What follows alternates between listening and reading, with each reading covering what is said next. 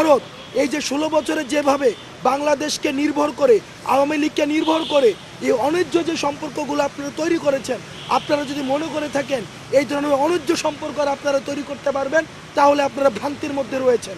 আমাদের সম্পর্কটি যদি কোনোভাবে ডিটোরিয়েট হয়, তাহলে কিন্তু অখণ্ডতার প্রশ্নে, সার্বভৌমত্বের প্রশ্নে আমরা এক হাত পরিমাণ, এক চুল পরিমাণ আমরা ছাড় দিব না। আমাদের বৈষম্য বিরোধী ছাত্র আন্দোলন, যারা আন্দোলনে অংশগ্রহণ করেছে, এই গণ অভ্যুত্থানে ফ্রন্টলাইনার্স হিসেবে কাজ করেছে, আমরা আজকে ডক্টর মোহাম্মদ ইউনূসের সাথে, স্যারের সাথে কিছু বিষয় নিয়ে কথা বলতে এসেছিলাম। যে কিছু রিসেন্ট কিছু টেনশন অ্যারাইজ করেছে সব জায়গাতে।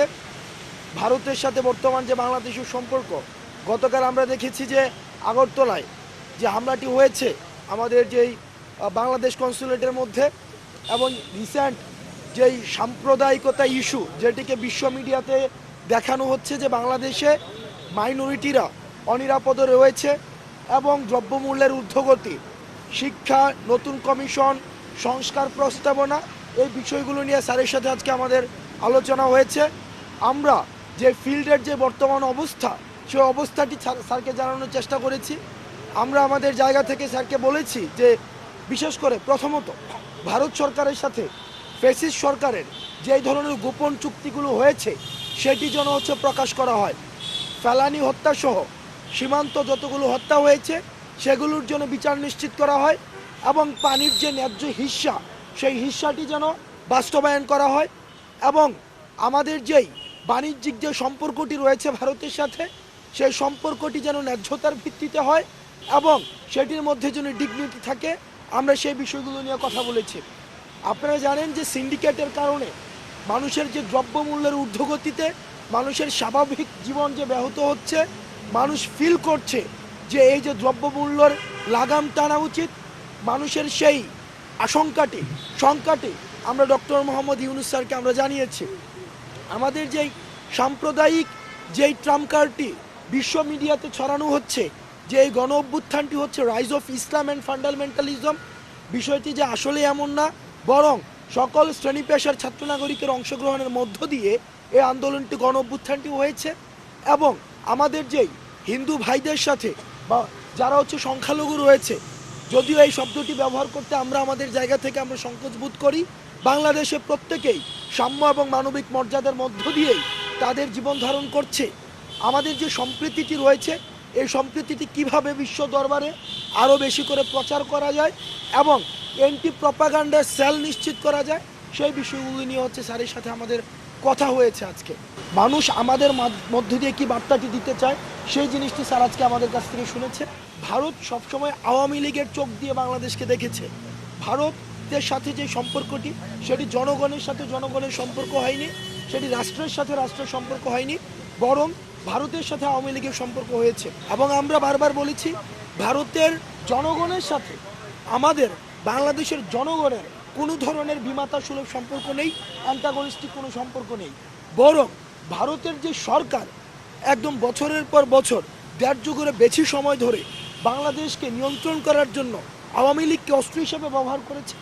আমাদের যে প্রশ্নটি, আমাদের যে অস্বস্তিটি হচ্ছে সেই জায়গাতে আমরা ভারতের কাছে, আমাদের ছাত্র নাগরিকদের কাছ থেকে উদাত্ত আহ্বান জানাবো, ভারতের সাথে বাংলাদেশের যে সম্পর্কটি, সেই সম্পর্কটি যেন জনগণের সাথে জনগণের এবং সেটি যেন রাষ্ট্রের সাথে রাষ্ট্রের হয়। জাতীয় ঐক্যের ভিত্তিতে 5ই আগস্টের যে গণ অভ্যুত্থান সেটি হয়েছে। জাতীয় ঐক্যের প্রয়োজনীয়তা, বৈষম্য বিরোধী ছাত্র আন্দোলন এই গণ অভ্যুত্থানের যে ভ্যানগার্ড হিসেবে কাজ করছে, আমরা সব সময় ফিল করি।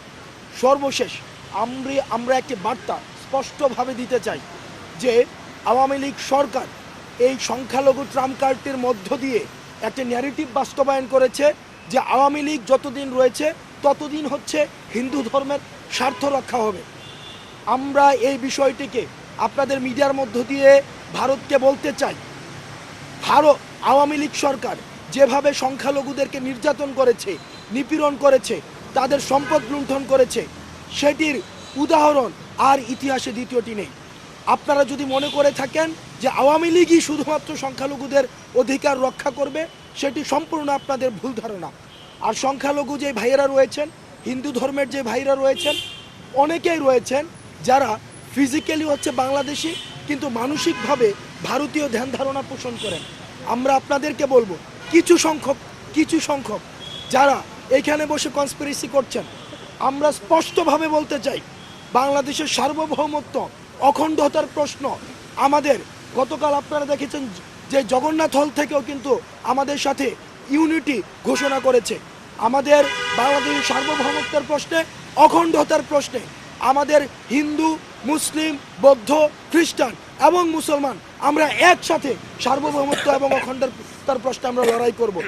আর ভারত এই যে 16 বছরে যেভাবে বাংলাদেশকে নির্ভর করে, আওয়ামী লীগকে নির্ভর করে এই অন্যায্য যে সম্পর্কগুলো আপনারা তৈরি করেছেন, আপনারা যদি মনে করে থাকেন এই ধরনের অন্যায্য সম্পর্ক আপনারা তৈরি করতে পারবেন, তাহলে আপনারা ভ্রান্তির মধ্যে রয়েছেন। আপনারা খুব, এই যে সরকারটি এসেছে সেটি হচ্ছে অন্তর্বর্তীকালীন সরকার, জনগণের ম্যান্ডেট নিয়ে এসছে, গণ অভ্যুত্থানের ম্যান্ডেট নিয়ে আসছে। আপনারা আওয়ামী লীগের দৃষ্টিতে না দেখে জনগণের দৃষ্টি দিয়ে আপনারা এই সরকারের সাথে আপনারা ন্যায্যতার সম্পর্ক গড়ে তুলুন। আর যদি আমাদের সম্পর্কটি যদি কোনোভাবে ডিটোরিয়েট হয়, তাহলে কিন্তু অখণ্ডতার প্রশ্নে, সার্বভৌমত্বের প্রশ্নে আমরা এক হাত পরিমাণ, এক চুল পরিমাণ আমরা ছাড় দিব না।